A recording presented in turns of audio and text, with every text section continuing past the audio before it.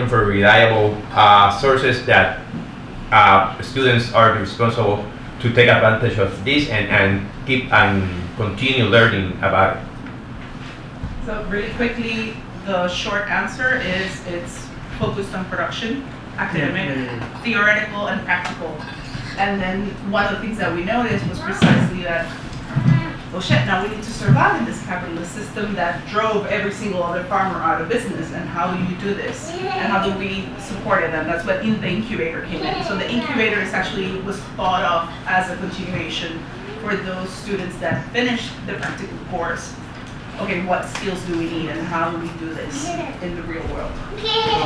We have made some calculations to give a quantitative sense or explanation to this. For example, we have calculated that with 2,500 acres, we can substitute at least the vegetable imports that we are having now with an agroecological production. So we like to think that we can achieve that with 2,500 new farmers, and we want to get there. So next year in 2023 ya habremos obtenido the first 1,000 new farmers with the school. Pregunta.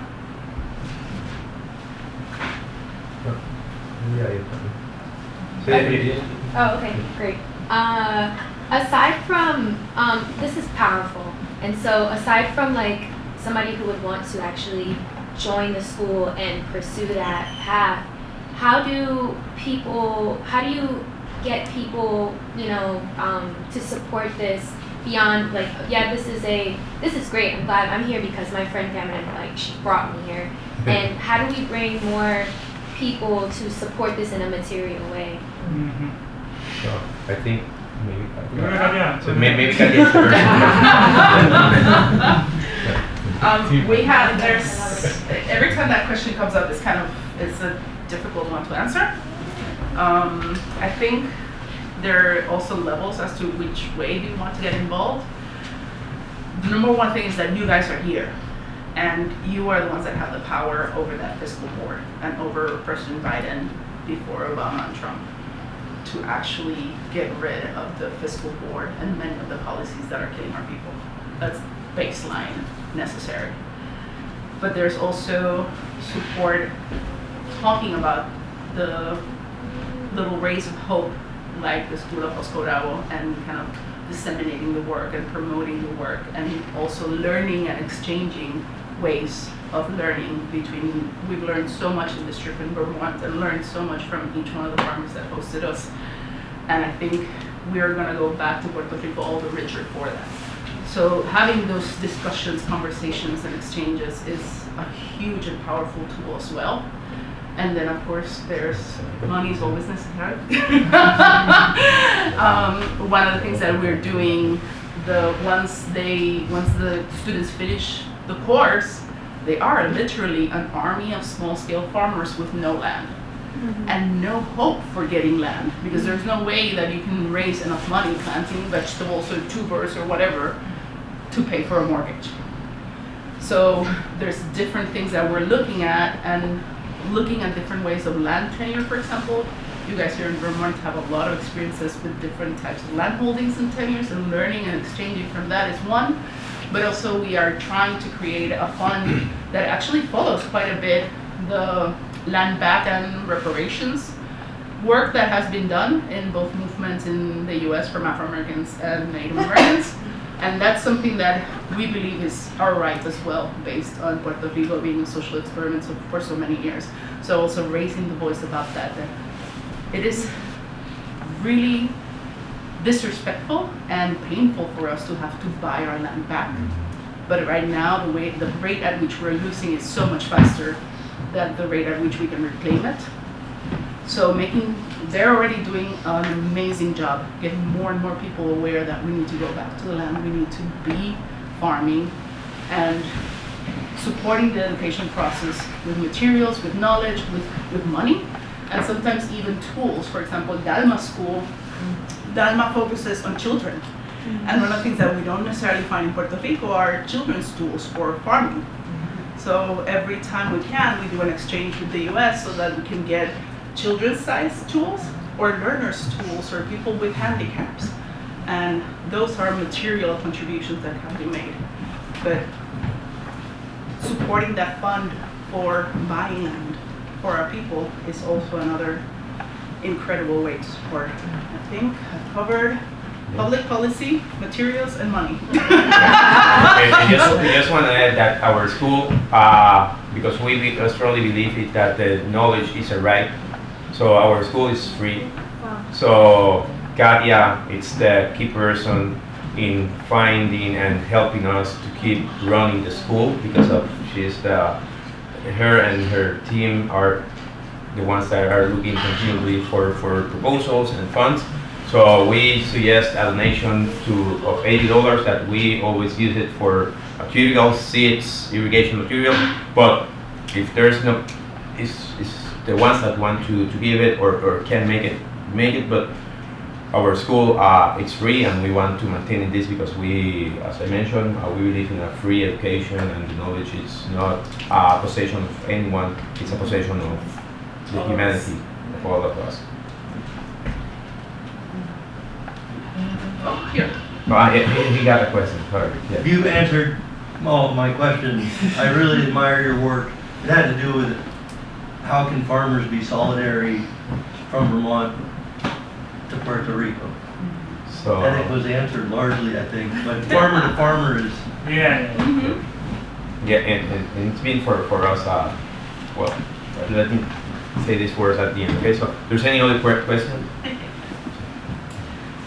I was wondering, it seems like in the media and from the last few years since Maria and then the pandemic that there's a little bit more consciousness in Puerto Ricans to buy local and to buy healthy foods, and I was wondering if that's something that you have seen from being in the last 10 years trying to get your business and selling your products in the island, if you have seen that be something that has increased that awareness of people of the importance of agriculture, besides not only the people that want to farm, but also just regular, Puerto Ricans consumers in Puerto Rico. Sí, I think it has been always like that, and it has continues, ha continuado. Creo que el huracán y todas las otras cosas que han sucedido ha despertado esa conciencia,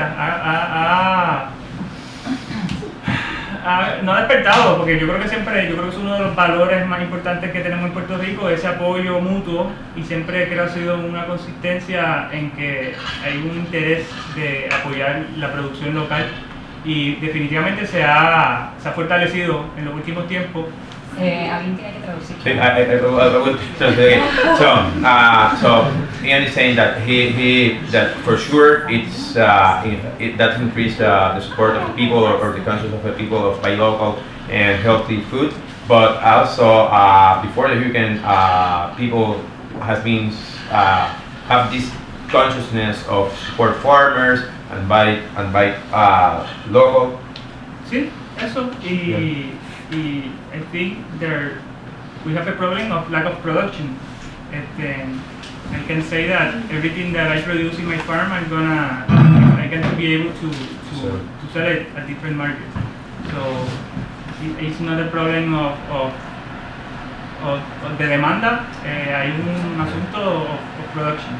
Yeah. So yeah, but definitely when we were in college.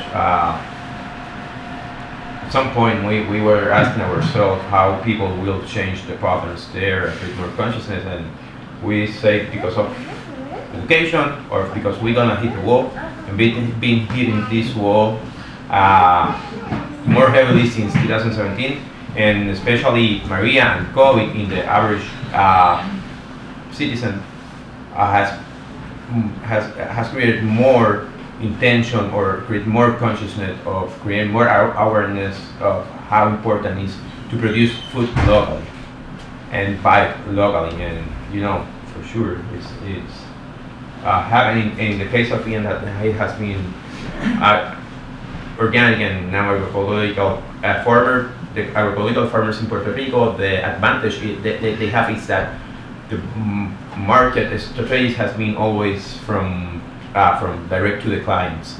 So clients create a more close relation with them, and that's help them to sell all the stuff that they produce. But not the same with other kind of farmers. I have a question for Katia. The land distribution slide that you were showing, could you talk a little bit, well, I have the historical context part of it and then the more contemporary part of it. So historically with Operation Bootstrap, what happened to people's land when they went to the cities? And then the next part of it is that 4% that owns 50% of the land, how is that divvied up right now, and how much of that is sort of corporately owned and how much of that is large independent Puerto Rican farmers? All right, so the land distribution history is it's very complex, obviously, like everything we do. But I'm gonna see if I can try to answer it and let me know if I mess up. But basically the way that it worked, large plantations under Spanish rule it was very common to have the plantation, but also to have a small plot of land within the plantation for what are called arrimados. And I know that New Orleans has a word for it as well. I can't remember what it was, but it was the farm workers that lived on the land. They didn't own it. The hacendado, the plantation owner, owned it, but they were able to farm, and they were allowed to farm and give it permission. And that got sort of For like a percentage of their crop, just out of curiosity. No. That was just survival. Okay. I'm sorry. I wish I could remember the word, but they were workers for that plantation. Like they were the closest thing to slaves, but they got a little bit of a plot of land so that they could maintain themselves alive with food, with whatever they could grab from the earth. So that got slightly formalized when the U.S. took over in Puerto Rico, and it was really interesting because what happened was, and you can see this, Rafael Bernabe and Cesar Ayala documented this, that you see a slight spike in smallholder farming after U.S. invasion, and then you see it drop off again. And actually I have an old slide from a dissertation that you see that spike and then that drop off. And it's because then once those smallholders were formalized, land taxes came in. And that drove them all out because they didn't have the experience of land holding, and they were not necessarily good lands that they were given or the correct size for the families. There was also about I'm trying to remember, but there was, in Puerto Rico, we had a very small window in which slavery was useful and legal. Very small. It actually kind of happened, it closed almost as quickly as it began because we didn't have that much sugar. It was after the US invasion that sugar became important, and large US corporations started buying up large tracts of coastal flats and bringing in slaves or enslaving people to work in them, which is really interesting because that's a whole other beautiful story about how we need to heal our relationship with the land, because the same way that land becomes freedom and autonomy for new farmers, the sea was freedom for most of our sugarcane workers. So a lot of times you'll see that fisher folk in Puerto Rico are darker skinned, or coastal residents are darker skinned, and that's part of the reason. It was because the sea gave freedom. So anyway, you had this huge, large coastal flats that were bought out by U.S. corporations. And then many of those corporations kind of cracked out, and that was given over to the government. That's something Warys always talks about, that the government became the steward of the land and didn't distribute it properly to the farmers. So we have huge tracts that are either rented or bought by the new wave of economic experiment, which in this case is GMO seeds. What did I miss?